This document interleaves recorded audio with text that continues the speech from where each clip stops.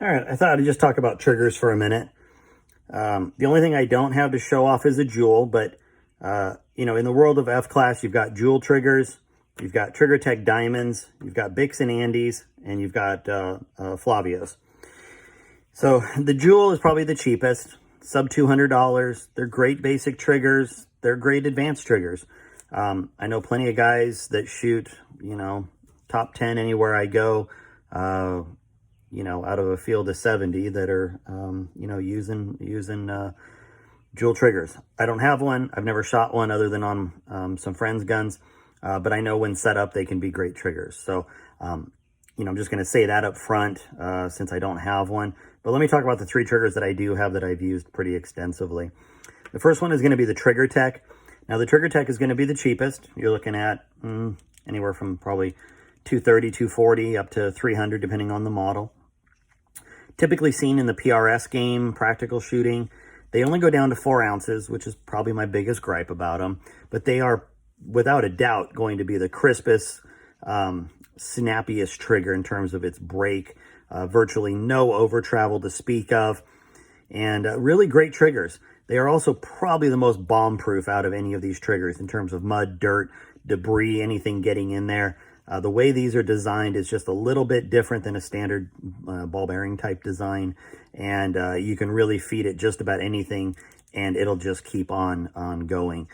That's some of the great things about it. Now, I don't love the fact that it can't really go much below 4 ounces. I tend to shoot a 1 ounce trigger, maybe 1.5 ounce trigger if possible.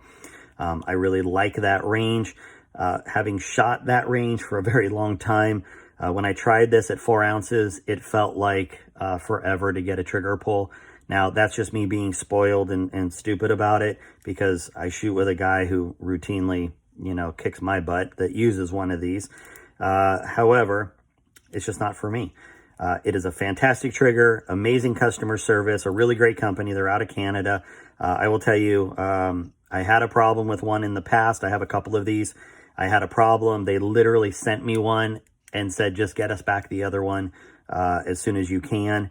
And they knew I was leaving for a match at the time. And just great customer service, really great customer service. We have BixN Andy. Now, in the grand scheme of things, this would probably qualify as my favorite trigger, except I don't use it anymore. And it's for kind of a, I don't know, you can say it's for a smart or a dumb reason, depending on how weird you are about stuff. I really love the trigger on this. I love the trigger pull. I love the fact that it's a set trigger weight with a spring. So, you have different springs, you interchange them, it's fixed. There's no adjustment screw, there's no monkeying with it. I love that. I also love the way it feels. There's things about the Flavio, obviously, I like more. But in general, like if it wasn't for the fact that these occasionally will go down in dirty and dusty situations, it would without a doubt be my favorite trigger. And I would still be using it. I don't, however, use these anymore because I have seen, people having problems. Now, I can't speak to their cleaning regimen. I don't know how they take care of their gear. I can tell you in 3 years, I never had one of my BixN Andys go down. And I've got a couple of them, and I've shot in, same conditions as everybody. But that being said, I do know people that have had problems in dirty and dusty conditions if they're not cared for properly. Now, some people I know will put some tape over the ports to help keep dust and dirt out.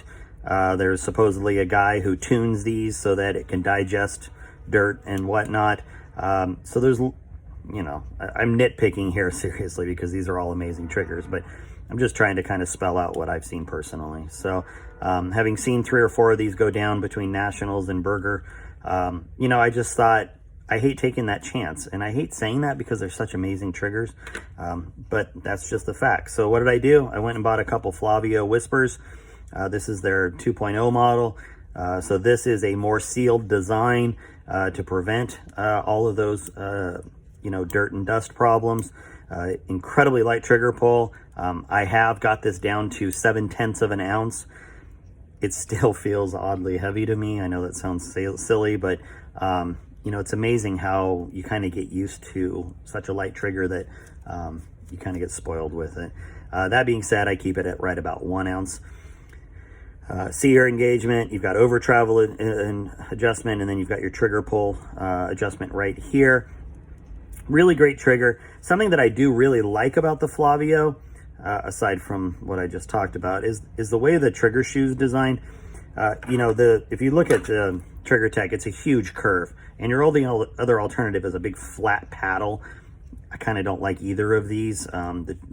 This is hard for precision. I'm sure for precision shooting, PRS stuff, if you have gloves and you're doing fast trigger pulls, this is great for sitting on a bench or prone and, you know, trying to get my finger in the same position on this trigger every time.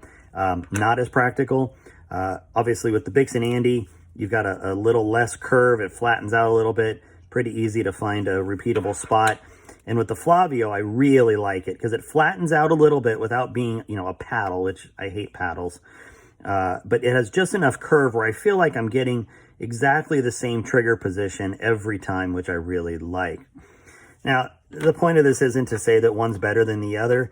I know guys, I mean, literally, I know guys who shoot any one of these triggers and will beat anybody who shoots any of the others, including the jewels. So any of those 4 triggers are going to be amazing. Like I said, price range in the 200s. The BixN Andys are going to be in the mid 300s, and the Flavio is definitely going to be the most expensive, at least for the Whisper 2.0 at $400. You can find TriggerTechs at a couple different places online. Same with BixN Andy. They can be found a couple different places. Flavio is only available through Bruno's. I think Bullet Central's where I usually go for the BixN Andys, and Area 419 is usually where I go for the TriggerTechs. But that being said, you can probably find these at a couple other places. I know you can only find the Flavios at Bruno's.